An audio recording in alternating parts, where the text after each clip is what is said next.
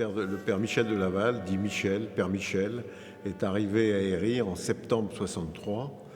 Et avant de commencer les travaux, il arrivait de Saint-Amand-Montrond, où il avait été curé, ce qui est important pour je dirais, le déroulement des travaux. Et avant, il était missionnaire à Madagascar, et il était revenu de Madagascar parce qu'il avait eu le palu, donc il était un peu malade, donc on l'avait ramené en France. Mais il a bourlingué un peu partout. Madagascar, je ne sais même plus où il a été. Ça, il était intéressant quand il discutait ça s'appelle Madagascar. Tout ce qu'il avait vu, tout ce qu'il avait vécu. Surtout qu'à l'époque, quand j'étais gamine, il est venu là, j'avais 10 ans, on voyageait pas comme aujourd'hui, on n'avait même pas la télé. Ouais. Et il nous racontait plein de choses intéressantes, quoi. Donc le père Daval arrive en septembre 63 et il part à la conquête, c'est une image des habitants d'Héry. C'est-à-dire que sa technique était la suivante. À midi moins le quart, il allait chez l'un des bouchers Héry, il y en avait deux, Madame Verdi et Madame Noël, il achetait un beefsteak et puis il partait dans le village, il sonnait à une porte et il disait quand on lui ouvrait la porte, je suis le nouveau curé d'Héry, j'ai mon beefsteak et je viens déjeuner avec vous. C'est souvent qu'il mangeait avec nous, il aimait bien venir chez nous avec Marie-Jo. Moi je disais, il venait tous les mercredis soirs chez nous. Ouais. L'hiver c'était manger sa soupe. Ouais, et puis il mettait 50 kilos de poivre là-dedans. Ah oui, non. La soupe était noire. Ah oui. Il mangeait que ça, des fois un petit bout de fromage, mais une bonne assiette de soupe. Oui, puis après il regardait la télé, puis il s'endormait. Non, on jouait aux cartes après. Ah oui. Moi il venait pour... paternel. C'était à l'époque de l'AS Saint-Étienne. Ouais. Il venait regarder les matchs de foot chez nous. Il s'arrêtait avec sa bonne, qu'il appelait la tordue. La tordue ou Madame qui habitait Champalais. Oui. Donc il l'a ramené, il s'arrêtait chez nous. Et puis il nous disait, tiens, je viens manger la soupe ce soir, tu me prépares la soupe. Donc on recevait. Et après, ça se terminait par une belote avec mon beau-père. Ça, c'était les souvenirs du père de Laval. Chez ma belle-mère aussi, à la métairie, il mangeait une fois par semaine. Et aussi, après, ça se finissait par la belote. Je rappellerai qu'à cette époque, le maire d'Héry était M. Daron, qui était un communiste, et que le père de Laval a été, comme chez tous les autres habitants de la commune, avec son beefsteak frappé à sa porte, et que M. Daron l'a reçu. Ils sont devenus très amis. Et pour l'anecdote, M. Daron a donné son obole au denier de la paroisse à l'époque. Et je rappelle que les communistes disaient toujours que dans un village, s'il n'y avait pas d'église, ce n'était pas un village. Et ensuite, ce qui a permis de mettre en œuvre les travaux de réfection de l'église. Parce que le père de Laval disait, votre église, elle est vieillotte, c'est pas étonnant qu'il n'y ait personne qui vient à la messe le dimanche, donc on va changer ça. Et il allait beaucoup chez les gens qui n'allaient pas à l'église. Parfois, il amenait un litre d'eau de vie en disant, je ne vous apporte pas de l'eau bénite, ça ne vous servira à rien, mais ça, vous le boirez à ma santé. Et il savait attirer les gens. Il y avait beaucoup de gens qui allaient le voir pour ça. À tous les enterrements civils, il y allait. Il ne faisait pas de signes religieux, il se mêlait à la foule, mais il était à tous les enterrements civils. C'était quand même un homme hors du commun. Tout le village était derrière lui. C'est impressionnant. Des plus ultra gauche aux plus ultra droite, n'importe. Il ne faisait pas de différence. Donc les gens sont venus volontiers pour faire des travaux, pour les kermesses, pour tenir des stands, pour participer, pour...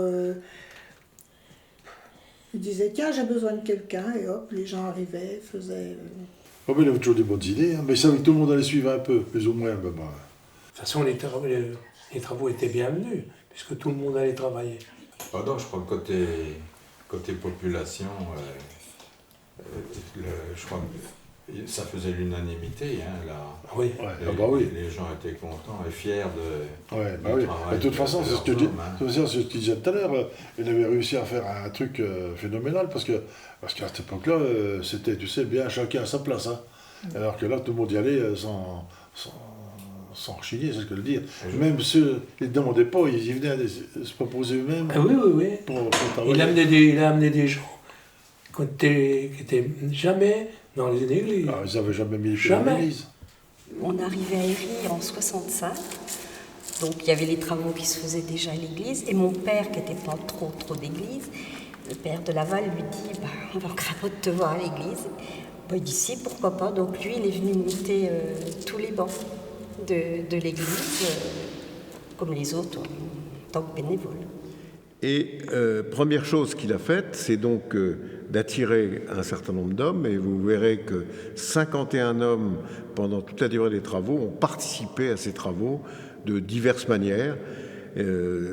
Certains une journée, d'autres la durée des travaux. Bon, c'était vraiment, chacun venait selon ce qu'il voulait faire. Ça a commencé avec ces travaux, puis les gens, mais ils l'aidaient d'une façon comme de différentes façons. Ah ouais, Il y en a qui leur donnaient de l'argent, Ah ouais. d'autres c'était de travailler, d'autres... mais dans la journée, il y en a qui travaillaient. Ah bah oui, mais c'était surtout les retraités ou des trucs comme ça qui venaient... À Pierre-Autin. Ouais, qui venaient travailler dans la journée. On leur était promis de préparer le boulot pour le soir. Et puis il fallait pas que ça gêne les offices. Ah ben non, parce qu'après des fois il y avait les offices, il fallait que ce soit tout rangé, tout nettoyé pour que l'office ça se fasse. Puis tout remettre. Ben, on va peut-être pas laisser le tracteur dans le milieu de l'église avec les offices. Non. Ils faisaient tourner la bétonnière dans l'église. Oui. La fumée. Ça racassait de ça dedans. Ah oui, il fallait Ça, faire ben, le béton. on l'avait pas au choix. ouais. On l'avait pas au Aller choix de toute chercher le façon. sable. Ben, le sable, il acculait dans le Ouais, dans le le milieu sable, de l'église, on a il ça faisait le au- béton. Hein. Ouais. Ils prenaient ça à la Loire, là. Ouais. Quand on faisait le béton et tout ça, il n'y avait pas de répétition d'harmonium. Ah non. Ah non. Ah, pas du tout. Mais c'était pas les 3 à 8, mais c'était toujours pas les 2 à 8 du moment. Alors la première partie, ça a été devant nous, sous le Christ, la tribune qui existait, qui était un peu vermoulue, qu'il a fait tomber parce qu'elle était vieille et dangereuse. Ce qui a permis de dégager le Christ qui était au-dessus de l'entrée de l'église et qui a été refait par un des hommes, Monsieur Toutain, qui l'a nettoyé, repeint et remis en état. La tribune a été démolie. Voilà. Oui. Elle servait à quoi? Ben, c'est-à-dire que c'était les chanteurs Ah, la chorale. qui montaient à la tribune. Ah, oui. Oui. Et pourquoi il l'a cassé? Parce Parce que ça, c'était trop sombre et ça lui plaisait pas. Non. Ça, je me rappelle, il a dit ça va dégager tout de suite. Oui. Ça a pas mis longtemps. Ensuite, il a engagé les travaux, c'est-à-dire que l'église avait des murs qui étaient en plâtre avec des pierres dessinées comme il y a dans le chœur. Et le Père de Laval a dit c'est moche, il faut piqueter tout ça. Donc la première opération, c'est le piquetage. Alors pour l'anecdote, il y avait des jeunes qui avaient à l'époque 14-15 ans qui venaient en fin d'après-midi piqueter à leur hauteur. Et puis il y avait les adultes qui montaient sur l'échafaudage pour piqueter plus en hauteur. T'avais quel âge, toi, Michel? T'avais quel âge? En 60... 12 ans, Ouais, par là, ouais. 12-13 ans. 12-13 ans. Oh, travail.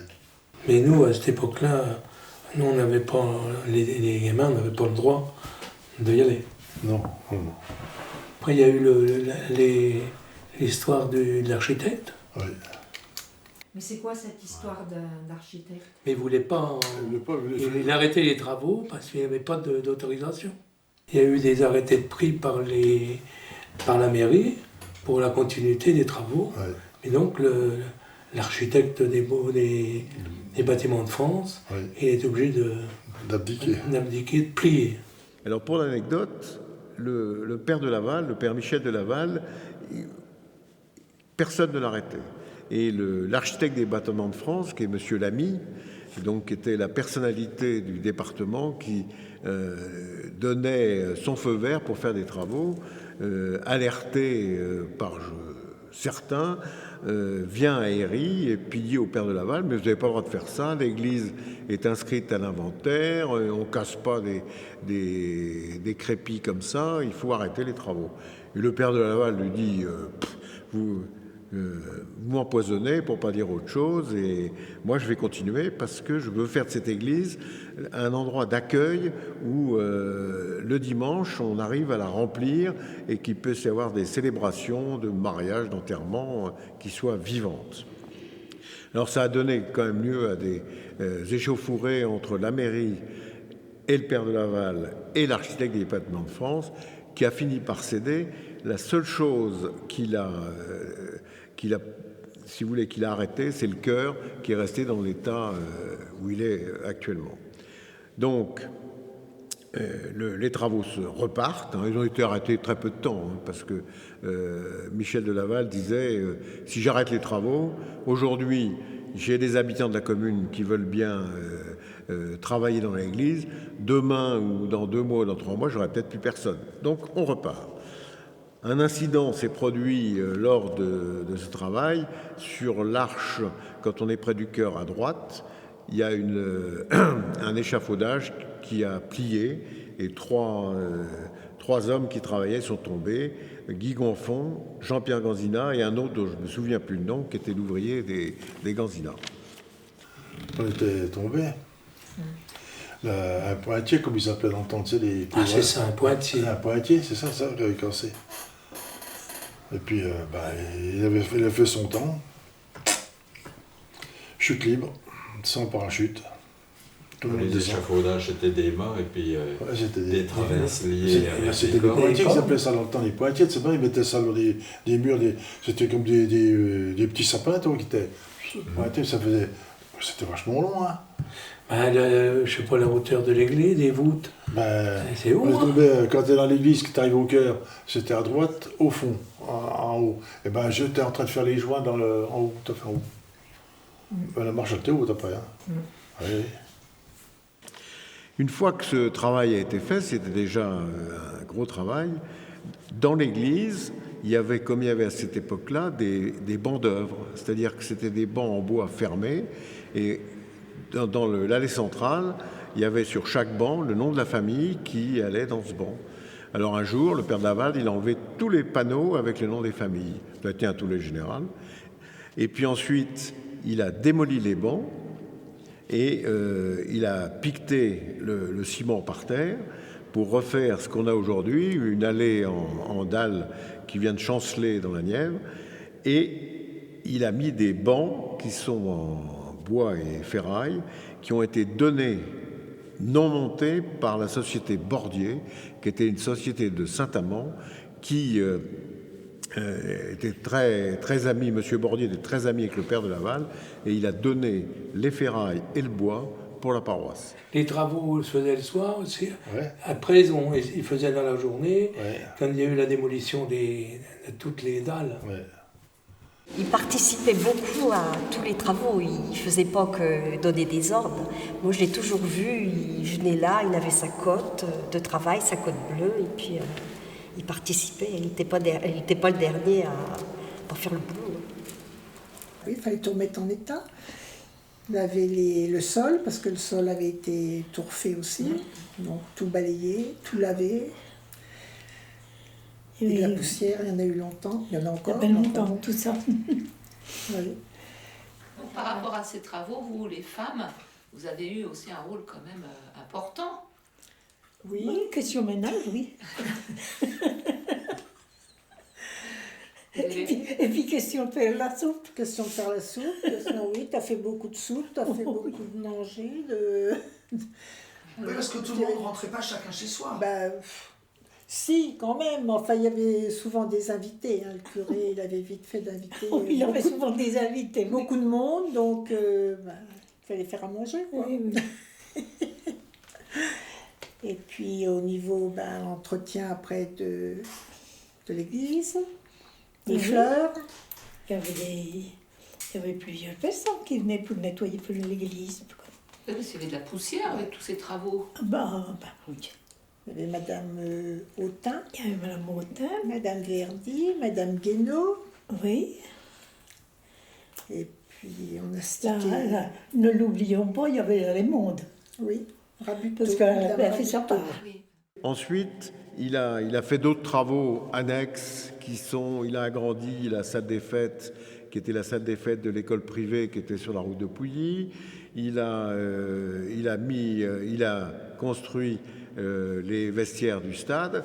Et puis enfin, il a mis le chauffage dans l'église parce qu'il a dit l'hiver il fait froid, il faut qu'on trouve un système de chauffage. Donc il a commencé par faire une chose, là, c'est qu'il a fait un appel aux paroissiens et aux habitants d'Héry et il a construit un chauffage qui marchait très bien à l'époque et il n'a pas eu besoin d'emprunter de l'argent parce que tous les habitants ont contribué pour le montage du chauffage. Il y en a eu pour creuser dans l'église. Ah oui, il fallait creuser. Il y a eu le chauffage à air pulsé. Parce qu'avant, c'était un petit poêle rond avec un grand tuyau. Alors, on était à côté, on était cuit. Et 2 mètres plus loin, tout le monde gelait, quoi. Donc, le chauffage, c'est un énorme progrès. Énorme progrès. Et puis, le père de Laval, il a continué. 69... L'hôtel qui est au milieu du chœur a été construit. Et alors là, c'est Marcel Gaudry qui était maçon à Héry, qui a monté l'hôtel, qui a été consacré, je crois, en 69. Je ne me souviens plus de l'évêque. Et voilà, récapituler assez rapidement tous les travaux que le père de Laval a engagés.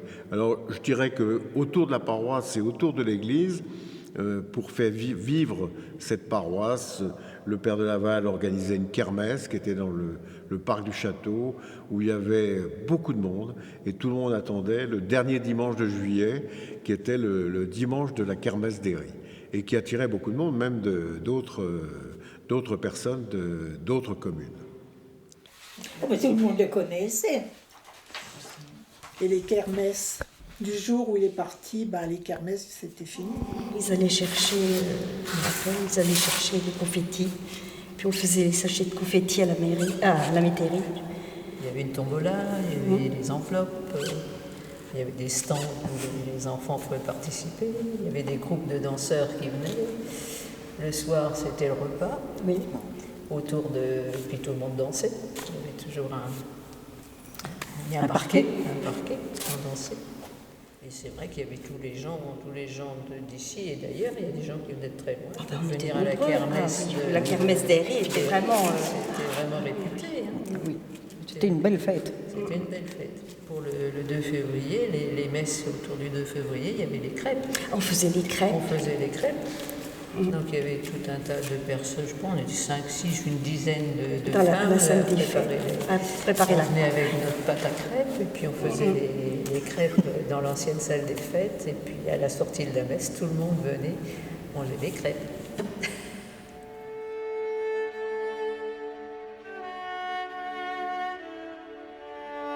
Donc, je rappellerai qu'à cette époque-là, le 77-78, une partie du toit de l'église avait été refait parce qu'il était en très mauvais état.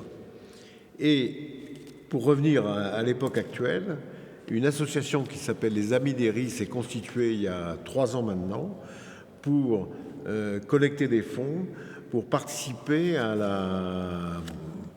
la rénovation de l'église, surtout du toit, et en particulier du beffroi, parce que le beffroi, qui est le support des cloches, est en bois, bouge beaucoup, et il est très fragilisé par l'usure du temps. Donc les Amis d'Héry, en relation avec la mairie d'Héry, ont créé cette association pour trouver des fonds particuliers et deuxièmement de trouver des subventions auprès de la Fondation du patrimoine qui ne peut pas donner la mairie mais qui peut donner une association qui peut participer au financement de ces travaux. Et puis après, ultérieurement, il y aura des travaux à faire sur le toit parce qu'il y a des parties qui sont quand même vieilles, la charpente est en mauvais état comme dans tous ces édifices. Voilà, et donc le premier objectif de l'association, c'est la restauration du beffroi. Des devis ont été engagés, des études avec un architecte de Saint-Amand ont été engagées. Donc maintenant, on va attendre que tout ça se mette en route et qu'on puisse sauver ce beffroi, parce que le risque, c'est qu'une cloche tombe et défonce la voûte du narthex. Et c'était quand même pas une petite aventure, hein. Il se lançait là pour 2 trucs, là. Ouais. L'église à terre nue, c'est que le dire. Hein. Plutôt comme tu la vois maintenant. Les gens qui viennent de l'extérieur, ils trouvent ça magnifique. Non, on a bien la preuve qu'une population qui a envie de faire quelque chose, là on a l'exemple de l'église, mais quand on réunit ses forces, on arrive à un résultat.